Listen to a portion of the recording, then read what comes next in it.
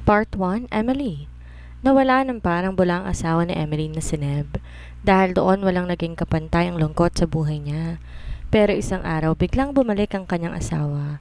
Hindi niya inakalan ang pagbabalik na yun ni Neb ay ang pagkakatuklas din niya sa isang masaklap na katotohanan na nagamit pala siya sa kasamaan at kasakiman ng kanyang hindi nakikilalang ama. Matagal na pala itong tinutugis ng grupo ng mga secret agent na kinabibilangan ng kanyang asawa. At ang misyon sa paghahanap sa kanyang ama ang dahilan ni Neb upang paibigin at pakasalan siya. Tinanggap ni Emily ang katotohanang nagpabago sa kanyang pagkatao, ngunit ang higit na nagpapahirap sa kanya ay ang malaman na hindi pala totoo ang pagkataong ipinakita ni Neb. Paano niya makakalimutan ang lahat ng sakit upang mabigyan ng isa pang pagkakataon si Neb? Dahil sa kabila ng kasinungalingang ginawa ng asawa ay mahal na mahal pa rin niya ito. Tinanaw ni Emily ang paligid. Lumingon siya sa kanan niya, kasunod ay sa kaliwa. May nakita siyang isang lalaking tumatakbo. Maaga pa kasi. Aniya na tila tinugon ang kanyang sarili sa tanong kung bakit madalang pa ang tao. Nagbuga siya ng hangin sa kasinara ang gate. Tuluyang bumaba sa gutter at nilakad ang kalsada. 5:00 pa lang ng umaga. Hindi siya dinalaw ng malalim na tulog ng nakaraang gabi. Sa katunayan, ilang buwan na siyang ganon.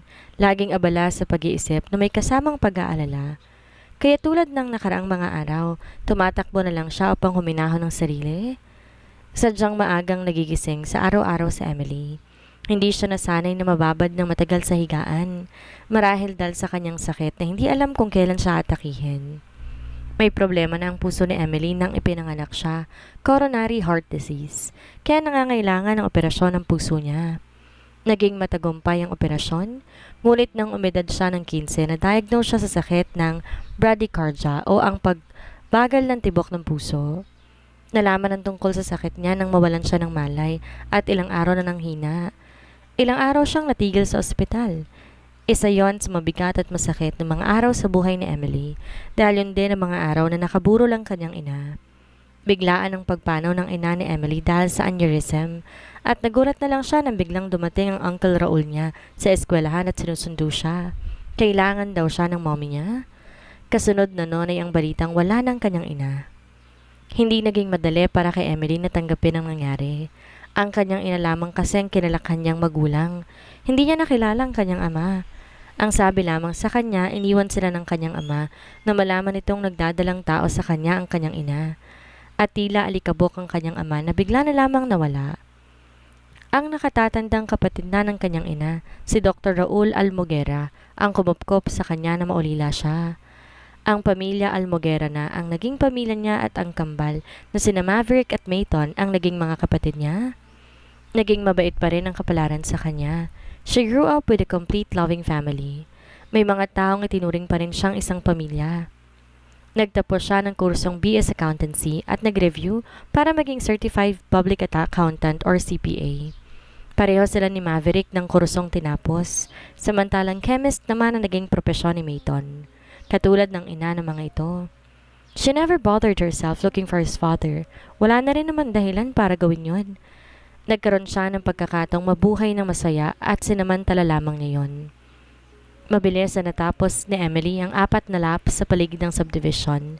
Inabot din siya ng 40 minutos sa pagtakbo. It was her normal routine. Pinalalakas ang kanyang katawan upang lumakas din ang kanyang puso. Hindi naman bawal ang pag-ehersisyo sa kanya. It was just a matter of control. Pawisan na siya nang bumalik siya sa bahay. Maliwanag na ang paligid, hudyat na mag-aalas 7 na. Kailangan niya ng maganda para pumasok sa kanyang trabaho. Nagdiretso siya sa main kitchen, ngunit naroon na ang kanyang pinsan na si Mayton at naghahanda ng almusal katulong si Manang Nati, ang overall house assistant nila sa loob ng 15 taon. Nang kuhain siya ni Uncle Raul, ito na ang namamahala sa pangangalaga sa pamilya Almoguera. Aga, sabi niya kay Mayton habang papalapit sa refrigerator. Kaagad niyang binuksan yun at kinuhang kanyang iron supply drink. Nagtatrabaho sa isang malaking medicine manufacturer si Mayton. Kasama nito sa kumpanya ang kanyang auntie Dayan. Pag-aari ng mga Almoguera ang kalahati ng naturang kumpanya. Ngunit kahit ganon, hindi lumaking marangya ang pinsan niya. Ganon din ang kambal nito na si Maverick. Head ng Finance Department si Maverick ng kumpanyang pinagtatrabahuhan niya kung saan siya sa Finance Executive, ang Global Man Corporation, ang namamayagpag na outsourcing company sa bansa. Silent partner naman ng kanyang Uncle Raul sa naturang kumpanya. May emergency meeting kasi kami, kain ka na, sagot ni Mayton at nilapag ang isang platong pancake sa mesa. Gising na rin sina Papa. Actually, sasabay ako sa kanila. Tumango siya at umupo na habang dala pa ang bote. Coding ka nga pala, sasabay sana ako sa'yo. Good morning, Manang. Tumingin sa kanya si Manang Nati sa ngumiti. Good morning din. Kain na kayo at tatawagin ko lang Kuya Mavi ninyo. Kay Kuya Mavi ka na lang sumabay. Animato na maiwan sila at saka kunot ang noon na tumingin sa kanya. Where's your car anyway? Ayoko mag-drive. Tugon niya at tila biglang nalungkot sa tinig. Kaz, tawag ni Mayton. Tinignan niya to habang sumantal siya sa upuan. Are you okay? Oo naman. Sagot niya ngunit alam niyang may kasunod pa ang tanong ni Mayton. Sure? Bakit ayaw mo mag-drive? Sumasakit bang dibdib mo? Kailan ba ang check-up mo kay Papa? Sunod-sunod na tanong ng kanyang pinsan. She sighed. I'm fine. Next week pang schedule ko. I just don't feel like driving. Sandaling nanahimik si Mayton. Siya ay kumilos sa hapag ngunit alam niyang sinusundan ng pinsan niya ang bawat kilos niya. Tinitingnan kung nanginginig ba ang kamay niya o kung normal ba ang kilos niya. Nagpunta dito si Inspector Galvez kahapon, Mayton, at kaagad niya yung naagaw ang atensyon niya. Tumingin siya sa kanyang pinsan. Anong sabi? Di niya ako tinawagan kahapon Puno ng antisipasyon na may kasamang inis niyang sabi. Dapat sa kanya nagre-report si Inspector Galvez. He thought you're here, that's why he did not bother. Sa akin na lang niya sinabi nung wala ka pa. Kumunot ang noon niya. Ano ang sabi? Yung tungkol sa tinawag niya sa'yo last month na informant na pwedeng makatulong sa atin? Sabi ni Mayton. Anong tungkol ton? Napuntahan ba nila yun? Yes. Mabilis at tumugon si Mayton ngunit naramdaman niya ang tila pag-aalilangan sa tinig nito. And? It turned out that we got the wrong guy. Ibang information ang ibinigay niya. Malayo sa kailangan natin? Sagot ni Mayton. Panlulumo ang biglang naramdaman ni Emily, kaya gano'n na lang ang pagsandal niya sa upuan. Pakiramdam niya ay bigla siyang napagod. Isa lang ang ibig sabihin nun, bumalik sila sa umpisa. Cause? Inawakan ni Mayton ang kamay niya. Don't lose hope. May iba pa naman tayong means para mahanap siya. Pero magaling na ang investigador ang kasama ni Inspector para maghanap. Isn't that enough? Puno ng bigat niyang tugon. Sabay silang napalingon sa entrance ng kusina at nakita ang paglapit ni na Uncle Raul, Auntie Diane at ni Maverick. Bihis na ang mga ito, samantalang siya ay mag-aayos pa. Good morning, children. Bati ni Uncle Raul na kaagad na naupo sa kabisera. Si Maverick naman ay sa tapat niya, nakatabi ni Mayton, habang si Auntie Diane naman ay sa tabi niya mas malapit sa asawa nito. We're not kids anymore, Papa. Himig protesta na sabi ni Mayton. Tumawa naman si Auntie Diane. Ladies, ani Auntie Diane, you are still our princesses and our little prince? Umismid naman si Maverick. Mama, this prince of yours can make his own little kings and queens. Hey! Nakatawang saway ni Auntie Diane. Mavi, I'm telling you, pakasalan mo muna yung sinasabi mong aanakan mo. Nagtawanan sila. Her Auntie Diane and Maverick were the clowns of the family. Mas seryoso ang Uncle Raul niya kaysa sa asawa nito. Isang cardiac surgeon si Uncle Raul at tinuruan ang doktor niya mula pa nung unang atake niya. Buwan-buwan ang pagmamonitor nito sa kanyang kalusugan at walang minti sa pagpapaalala sa kanya kung paano alagaan ang puso niya. Mukhang seryosong usapan niyo kanina, sabi ni Uncle Raul. Nalusaw ang tawanan. Nagsimula na rin kasi silang kumain. I told her about the information, Papa. Si Mayton ang sumagot. Are you alright, Ellie? Sabi naman ni Auntie Diane na hinawakan pa ang kamay niya. She smiled. It's okay po. Baka nga po hindi pa kayo ng tamang oras para mahanap natin siya. Sabi na lang niya at tinuloy ang pagkain. Ellie, si Uncle Raul, tiningnan niya ito. I want you to stop looking for him. Papa? Gulat na saway ni Mayton. Lahat sila ay kinagulat ang sinabi ng Uncle Raul. Seryoso tong nakatingin sa kanya at tila galit pa. Ngunit sa anong dahilan? At bakit biglang ipapatigil ang pagpapahanap sa nawawala niyang asawa? Don't get me wrong, ani Uncle Raul na tila sa kanilang lahat nagpapaliwanag. Gusto kong tigilan nyo na ang paghahanap sa taong ayaw naman magpahanap. But darling, nawala si Neb. Ano ibig mong sabihing ayaw magpahanap? Nagtataka ring tanong ni Auntie Dayan. Pa, for heaven's sake, asawa ni Ellie ang pinag-uusapan natin. Why the hell are we stopping now? Si Maverick na hindi tinago ang pagkadismaya sa tinig. Namumuo ang luha niyang tinignan ng pinsan. Lubahan niyang kinagulat ang pahayag ng kanyang tiyuhin. Bigla na lang tong nagbago tungkol sa pagpapahanap kay Neb, ang kanyang asawa. Ito pa ang kumuha ng serbisyo ng Inspector Galvez at ng investigador upang hanapin si Neb. Nangako rin to sa kanya na hindi ipapatigil ang paghahanap. Kaya bakit gano'n na lamang sinabi nito? Ano ang nangyari? We've been looking for months. 9 months and 2 weeks to be exact. Konting panahon na lang, 1 taon nang nawawala si Neb, and we did everything that we can. Kung sino-sinong tao nang nilapitan natin, humingi na tayo ng tulong sa NBI, nanawagan. We even used social media. He even made this Facebook page about. Tumigil si Uncle Raul at nagbuntong hininga. Hindi niyo ba naiisip na pwedeng hindi naman nawala si Neb? And what? Si Mayton. Kung hindi siya nawala, ano? Winala niyang sarili niya. Is that what you mean, Papa? I am just being realistic, sabi ng Uncle Raul. Look, isang araw, bigla na lang siyang hindi umuwi. Yes, we saw his car but it was still intact. Ni walang nakitang anumang sira sa sasakyan. It was just there, empty. May posibilidad na iniwan niya yun sadya. Wala tayong nababalita ang kahit ano. Wala tayong natatanggap na text or tawag man lang kung nakidnap man siya. At kung may nangyari man sa kanya at buhay pa siya, tumingin to sa kanya. Sa tinagal-tagal na nawawala siya, imposibleng hindi pa rin siya makahanap ng paraan para makontak ka. Am I not right, Ellie? Hindi gagawin ni Neb ang iniisip ninyo. Mababa ang tinig niyang sagot. Nasaan ang asawa mo? Hindi tayo nagkulang sa paghanap sa kanya. Imposibleng sa gantong katagal wala pa rin tayong makukuhang kahit na ano. Can you at least try to consider my opinion? Saan nito? Papa, darling, hinay lang. Natatakot sa'yo si Ellie. Si Auntie Diana marahil napansin ang pagkailang niya. Iyon kasi ang unang pagkakataon na naging ganon sa kanyang tiyuhin.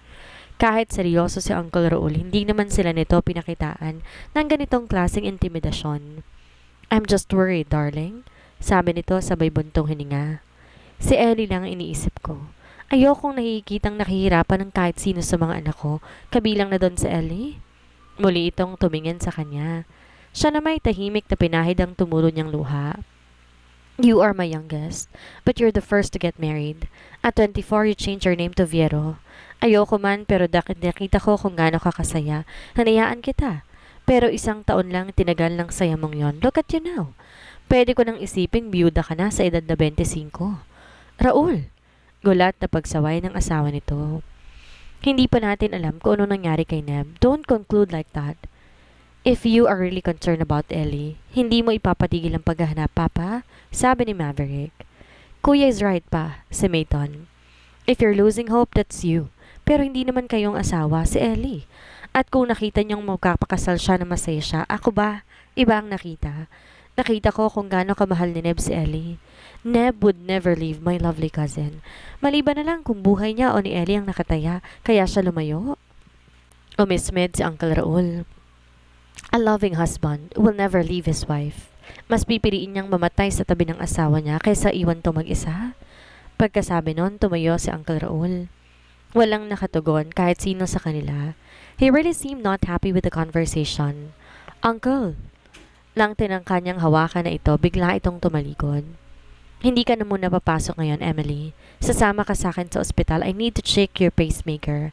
Hindi magandang nabasa ko sa records mo nung huling check-up mo. Maybe we need to adjust the program?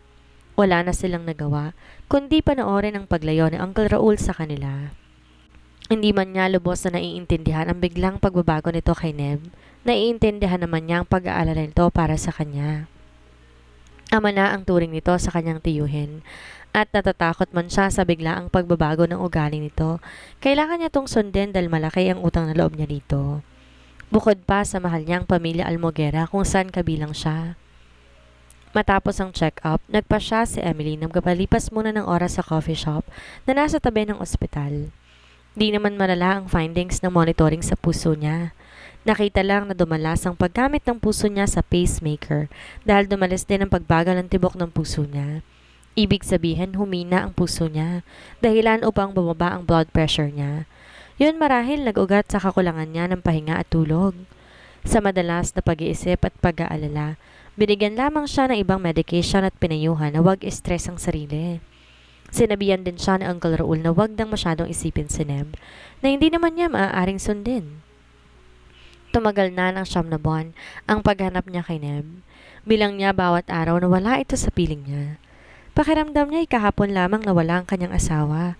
Hindi nagbago ang uri ng pag-aalala at pangungulilan niya kahit patila nasasanay ng mundo na wala ang asawa niya. Na tila hindi iniindahan ng kapalaran ang biglaang pagkawala ng taong pinakamamahal niya. 1 taon na silang kasal ni Neb at may 4 na taon silang magkakilala. Niligtas siya noon ni Neb sa kapahamakan. Aaminin niya, isang hindi maipaliwanag na pakiramdam ang kaagad gumising sa kanya nung unang araw pa lang niyang nakita ang kanyang asawa. Pinilit niyang iwaglit ang damdaming yon, ngunit muling nagbalik si Neb sa buhay niya. Ilang buwan ng ilang ulit na pagkikita, niligawan siya ni Neb. At ng panahon ng panligaw nito, yun din ang panahon na napakasaya ni Emily. Lahat ng gawin ni Neb para sa kanya at 100 beses na nagpapakilig sa kanya. Kaya walang 3 buwan sinagot niya ito at matapos ng 1 taong relasyon ng pagpropose na si Neb sa kanya. At dahil mahal na mahal niya si Neb, walang pagdadalawang isip, tinanggap niya ang alok nitong pakasal. Si Neb ang nagparamdam sa kanya na hindi kailanman nawawala ang pag-ibig. Nasasaktan lamang ang puso kaya't kailangan ipahinga, ngunit iibig at iibig ding muli sa tamang panahon. At ng tamang taong magpaparamdam nun. Tandang-tanda pa niya nung una niyang makilala si Neb. Restroom lang kami, cuz? Paalam ni Emily sa pinsang Mayton. Tumayo siya kasama ng kanyang best friend na si Naya. High school sila na makalapit ni Naya. Nagpunta silang 3 sa isang super club sa Makati. Kakilala ni Mayton ang may-ari kaya nakukuha sila ng VIP ticket dahil may special event sa naturang club ng gabing iyon. Selebrasyon na rin nila yon dahil nakapasya siya sa review at isa na siyang certified public accountant. Wala pa rin ako nakikitang gwapo, bes, sabi ni Naya. Nasa harap siya ng salamin samantalang ito'y nasa loob ng cubicle. Napatawa siya. Gwapo talaga. Kala ko ba girls out tayo tonight? Bakit naghahanap ka ng gwapo? Noon lumabas si Naya at saka lumapit sa kanya. Binuksan nito ang faucet at nagugas ng kamay. Saka tumingin sa kanya sa pamamagitan ng salamin. Yes, it's a girls' night out, but it doesn't mean men are not welcome. Maarteng sagot ni Naya. Bes, hindi ka naghahanap ng boyfriend, di ba? Ang usapan natin is you will finish your review for the licensure. Saka mababakante na sarili mo para sa relationship. Nakalimutan mo na? Nagre-review si Naya para maging licensed electrical engineer. Pangarap nitong magtayo ng sariling kumpanya, katulad ng ama nitong si Rector Riviera, ang may-ari ng isa sa malaking construction company sa bansa. Of course not. Naka-esmen nitong sagot. Ano ka ba, bes? Sinabi ko lang na wala ako nakitang gwapo. Naghahanap na agad ng boylet? I am just reminding you, sabi niya. Tumawa na malakas si Naya. Alam mo, dapat ikaw maghanap ng guy. Matagal na kayong wala ni Edgar. Hindi mo ba namimiss makipag-date? Umiling siya. No. 8 buwan na silang break ni Edgar. Nakilala niya ito na nag-OJT siya sa isang luxury company. Si Edgar ay naging immediate supervisor niya sa accounting department. Pinalipas lamang ni Edgar na makatapos siya sa pag-aaral, saka siya niligawan. Naging mahigpit nung una si Uncle Raul pati na ang Kuya Maverick niya. Subalit naging seryoso naman si Edgar at gusto na rin niya ito, kaya sinagot niya rin kalaunan ng binata. At first, their relationship went like heaven. Malambing at maalalahanin si Edgar. They love watching movies together. Then Edgar cheated on her. Nakita niya tong may kasamang ibang babae sa unit nito na kasalukuyan katalik ni Edgar. Abot hanggang langit ang galit niya kay Edgar kaya pinagsasampal niya ito. At nang nagpaliwanag ito pa nakipag-break sa kanya. Hindi ron ito kayang magmahal ng taong isang alagaan lang pagdating ng araw. Ang tinutukoy nito ay ang pagkakaroon niya ng pacemaker. Lalo siyang nagalit kaya buong lakas niyang sinampal ito at galit na umalis sa unit ng binata. And she never talked to him again. Lubusan niya nang inalis sa sistema niya si Edgar. Bitter ka pa rin? Tanong ni Naya sa kanya. Hinarap niya ang kaibigan. Siyempre hindi na, pero hindi naman hinahanap yan, di ba? Ikaw pa nga to nagbigay sa akin no, nung book about not rushing love. Tapos ikaw tong pipilit sa akin na magmadali. Ang gulo mo talaga, no? Fine. Umiikot ang mga mata na sabi ni Naya. Saka naman tumunog ang cellphone ni Naya. Si Dad, sagutin ko lang to. Lumabas si Naya ng restroom na sinundan na rin naman niya kaagad. Ngunit wala na sa hallway si Naya. Marahil lumabas to ng club upang kausapin ng ama nito. Naglalakad na siya pabalik sa upuan nila na biglang may sumulpot na lalaki sa harap niya. Nagulat siya ngunit mabilis siyang kumilos upang iwasan ito, ngunit mulitong humarang sa daraanan niya. Humaharang ka sa daan, excuse me, pagtataray niya. Kumilos siyang muli upang lampasan to, subalit humarang na naman ang lalaki. Ano ba? Inis niyang sita at takmang itutulak na to nang bigla nitong hagipin ng kamay at tilahin siya papalapit dito. Hindi siya nakakilos dahil sa pagkabigla. Kanina ka pang pinagpaplanuhang ilabas ng mga lalaki doon sa platform. Be careful. 6 sila at nakita kong 2 lang kasama mo. I know them. I suggest that you girls go home. Nagpantig ang tenga niya sa narinig kaya itinulak niya ang lalaki. Ibang style mo para mapansin ng mga babae. Well, I'm sorry, I won't buy your trick. Kung gusto mo, ikaw na lang umuwi. Hindi na to nagsalita pa kaya nagawa niyang lumayo sa lalaki at dali-daling lumapit sa pinsan niya. What happened? Nagtatakang tanong ni Mayton. May mayabang na guy na lumapit sa akin. Tapos ang sabi niya, umuwi na raw tayo kasi daw yung mga guys dun sa platform pinag-iisipan daw tayo ng masama. Would you believe that? Crazy dude, right? Inis na inis niyang sabi. She found the man good-looking. Sayang di naman mukhang masamang tao. Mukha tong desente kung tutuusin. She only did not like his arrogance. Para kasing wala lang dito ang pagsasabi sa kanya. He acted as if he knew her well. Sinaya? Tanong ni Mayton. Ewan ko lang, tumawag kasi ang daddy niya, ang sabi niya. Kakausapin lang niya. Baka lumabas ng club, sagot niya. Kumunot naman ang noon ni Mayton. Kailangan pa niyang lumabas? Nagkibit lamang siya ng balikat. Marahil babalik din naman si Naya pagkatapos itong makipag-usap. Ngunit lumipas ang matagal-tagal na sandali na hindi pa rin bumabalik sa kanila si Naya. Nagtaka na sila. Ang tagal niya, cuz. Ani Mayton at tila hindi na mapakali. Let's find her na lang kaya. Nagtaka naman siya sa ikinikilos ni Mayton. Is there something wrong? Parang may mali sa'yo. Lumapit si Mayton sa kanya. Ayokong mapraning ka. Pero parang tama yung guy na lumapit sa'yo kanina. Kanina pa ako tinitingnan ng lalaki sa may platform. Nasa may restroom pa lang kayo. Let's go. Hanapin na lang natin si Naya. Nataranta na rin siya kaya sumunod na siya sa kanyang pinsan at lumakad na sila palabas ng bar. Ngunit madadaanan nila ang platform kung saan naroon ang mga lalaki dahil doon ang daan patungo sa parking area ng club. Hinawakan siya ni Mayton. Don't look at them. Tumango siya at patay mali siya silang lumakad palabas, ngunit bigla silang hinarang ng lalaking sinabi ni Mayton na tumitingin sa pinsan niya. Hi, sabi ng lalaki. Excuse me, lalabas kami? Ani Mayton. Ngumiti ang lalaki at binigyan sila ng daan.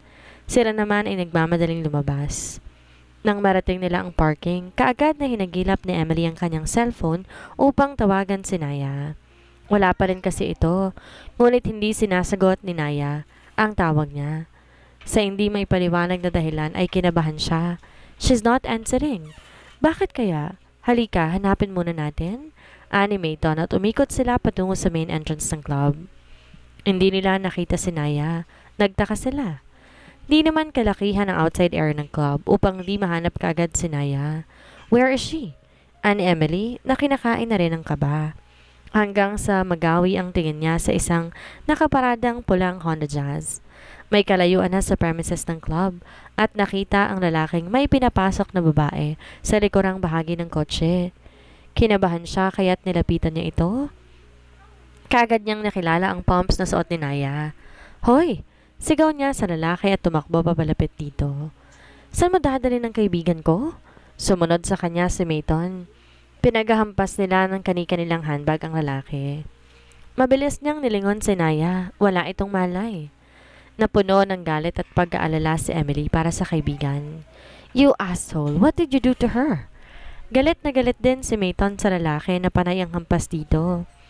Napilitan tong lumayo sa kotse, kaya nagkaroon siya ng pagkakataong gisingin si Naya. Naya, Naya, wake up! Niyugyug niya ang kaibigan, ngunit tulog na tulog ito. She immediately checked her pulse. She was alive? Marahil pinatulog lang to ng lalaki. Pinilit niyang ilabas ng kotse si Naya. Mayton! Tawag niya sa pinsan dahil hindi niya kaya si Naya, ngunit biglang nakabawi ang lalaki. Nagawa nitong itulak si Mayton. Napadapa ang pinsan niya sa semento. Nakalapit sa kanyang lalaki kaya't nagawa siya nitong sampalin. Nakuha nito ang walang malay na si Naya. Bitawan mo siya? Sigaw niya at muli itong pinaghampas. Di niya napansin na dumugo na ang gilid ng kanyang labi. Call the guards, Mayton. Nagawa pa niyang isigaw, ngunit biglang may yumakap sa kanya sa likuran. Mabilis itong natakpan ng kanyang bibig. Huwag ka nang magpumiglas, sabi ng kusinong lalaki at hinila siya. Nakita niyang may humihila na rin kay Mayton. Nabalot ng takot si Emily. Nahiling niya na sana'y may makapansin sa kanila at tulungan sila. Naisakay si Naya sa Jazz, samantalang si Mayton sa isang itim na CRV. Siya naman yakap ng isang lalaki at hila-hila patungo sa isang kotse. Pinilit niyang makawala sa lalaki ngunit mahigpit ang yakap nito sa kanya. Bitiwan mo siya? Narinig niyang sigaw ng boses lalaki. Kasunod niyon lumutang sa harap nila ang lalaking humarang sa kanya sa loob ng club. Wala tong dalang kahit na ano na armas, ngunit kampanteng nakatayo sa harap nila. Gago! Sino ka para sundin ko? Tabi! Galit na sigaw ng lalaking may hawak sa kanya. Kumilos naman ang lalaki sa harap nila at walang babalang lumapit sa kanila at inagaw siya mula sa lalaki. He easily grabbed his arms, wrapping her neck. Napasigaw ang lalaki at lumuwag ang pagkakahawak sa kanya. Nakawala siya mula dito. At ang kasunod noon, para na siyang nood ng action film dahil sa galing ng lalaki sa pakipaglaban. Tila punching bag lang ang kalaban nito na animoy pinagpapraktisan lang. Mabilis sa mga pangyayari. Namalayan ng mga kasamahan ng lalaki ang pagliligtas sa kanya, kaya sunod-sunod na sinugod ng 5 pang iba ang lalaki nagligtas sa kanya, ngunit lahat ng yon walang nagawa upang saktan ito. Hindi sila nag-iwang malayo dahil lumapit na mga security na naturang lugar. Naalala niya bigla si Naya, kaya binalikan niya to sa kotse. Ligtas na rin naman si Mayton. Naya! Mabuti na lang at nagising na ang kaibigan niya. Ano nangyari? Tila nahihilo pa nitong tanong sa kanya. Tinulungan niya itong makatayo. May mga siraulong nagtangka sa atin. Are you okay? Ano bang ginawa sa'yo? Tanong niya kay Naya. Nakalapit na rin si Mayton sa kanila. Nakita niyang may pasa ang kanang pisngi nito. You okay? Ani Mayton at tumango siya. Nagdudugo ang bibig mo. May biglang nagtakip sa bibig ko pagkatapos ko makipag-usap kay Dad. Papasok na sana ako ulit. Kwento ni Naya. I'll call Kuya Mavi, ani Mayton. Napalingon naman siya sa lalaki nagligtas sa kanila. Salamat, sabi niya dito. Tumango lamang ito. Wala yon, mag-iingat na lang kayo sa susunod. Ang security nang bahala sa inyo. Ngunit bago pa to makalayo, muli niya tong tinawag. Anong pangalan mo? Neb. Sagot nito at tina hinintay pa ang mga sasabihin niya. Naglakad na lang to hanggang sa mawala sa paningin niya. Isang tumatakbong batang babae ang dumaan sa harap niya, kaya naputol ang pagmumuni-muni niya. Nagpasya siyang ubusin ang natitira niyang latte, tsaka tumayo. Pupunta na muna siya ng grocery bago umuwi. Nasa parking lot na siya at papalapit na sa kotse niya nang muli niyang makita ang batang babae. Nakatayo to sa harap ng isang lalaking nakaupo sa gilid ng kalsada. Nakasandal ito sa pader. Dahan-dahan siyang lumakad habang nakatingin sa mga ito. Madadaanan kasi niya mga to patungo sa kotse niya. The girl was dressed up properly. Di naman tumukhang pulubi, hindi tulad ng lalaking madungis at walang suot sa paa. Nang nasa tapat na siya ng mga to, saka naman tumakbo palayo ang batang babae. Sinundan niya to ng tingin at nakitang pumasok ng coffee shop. Saka niya nilingon ang nakalupaging lalaki. Nakaangat ang kaliwang nitong kamay, tila tinatawag ang bata. Napatingin siya sa kamay nitong nangingitim sa kadumihan. Nanggigitata ang mga kuko nito. Ngunit ang lubhang nakaagaw na atensyon niya ay ang suot ni Song Singsing. Kumunot ang noon niya kasabay ng kakaibang kaba na biglang bumalot sa kanya. Wala sa sariling hinawakan niya ang sariling singsing. Muli niyang tinignan ang lalaki. She could barely see his face. Masyado kasing malago ang buhok nito at tila may kung anong nagtulak sa kanya na lapitan pa ang lalaki. Nakatingin pa rin siya sa kamay nito. Lakas loob niyang hinawakan ang kamay nito. Nag-aalala siya na baka magalit to, ngunit nagulat siya nang dito kumilos kaya't napagmasdan niya ang singsing at parang nanigas siya na makilala yon. Yon ang wedding ring nila. Noon niya nilingon ang lalaki at kahit madumi man ang buong mukha nito at malago ang balbas, di naman nakaligtas sa kanya ang pamilyar na pares na mga matang nakatingin din sa kanya. Ramdam na ramdam niyang paninigas ng kanyang buong katawan. Tila matatapos ng kanyang paghahanap ang kanyang pangungulila. Neb? Nanginginig ang tinig niya. Hindi kumilos ang lalaki. Nakatitig lamang to sa kanya. She started to cry while still holding his hand. Tumagal na ilang segundong nakatitig lamang sila sa isa't isa. Sa hindi may paliwanag na dahilan, tila biglang tumigil ang oras niya sa kanya. Ellie? Mahina, ngunit dinig na dinig ni Emily ang pagbanggit na yon ng lalaki. Nakaramdam ng panlalamig si Emily. She breathed in and out. Nabitawan niyang kamay ng lalaki. Oh my God! Halos nauubos ang boses niyang sabi, sabay luhod sa harap ng lalaki. Di niya mapaniwala ang nahanap na niyang asawa. Tuluyan nga siyang napaiyak. Where have you been? Ano nangyari sa'yo? Tanong niya sa asawa. Hindi mapakaling hinawakan niya mukha ng kanyang asawa. Hindi ko alam. Sagot nito sabay bawi sa kanyang kamay. Umangat naman ang kamay nito at pinahid ang luha niya. Let's go home. I badly need a bath. Kasunod noon niyakap siya ni Neb at gano'n na lang ang gulat niya nang tumayo to at saka siya binuhat. It did not matter how he smell o kung madumi man ang asawa niya. Niyakap pa rin niya to na mahigpit habang dinala siya nito kung nasaan ang sasakyan niya.